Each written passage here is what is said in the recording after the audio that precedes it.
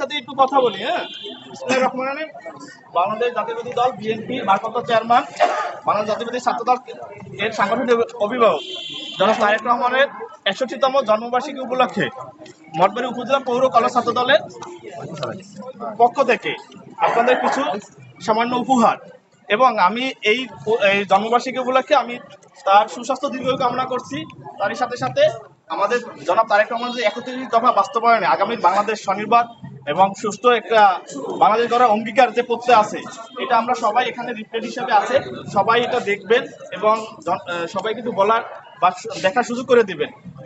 আপনারা সবাই আমার বিএনপির ভারপ্রাপ্ত চেয়ারম্যান, আগামী বাংলাদেশের কর্ণধার, তার জন্য দোয়া করবেন, সে যেন বাংলাদেশে সঠিকভাবে আসতে পারে সুস্থভাবে, এবং আমাদের যে একটা জনগণের যে আশা প্রত্যাশা আগামীর যে রাষ্ট্রনায়ক হবে, এর জন্য সবাই দোয়া করবে। তার সাথে সাথে বিএনপির চেয়ারম্যান, গণতন্ত্রের মা দেশনেত্রী বেগম খালেদা জিয়া সুস্বাস্থ্য এবং রোগ মুক্তির জন্য সবাই দোয়া করবেন মন থেকে।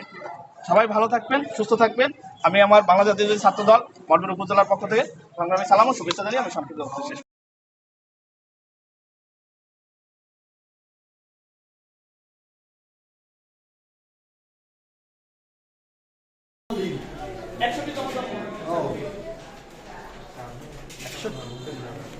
একশো হয়ে গেছে।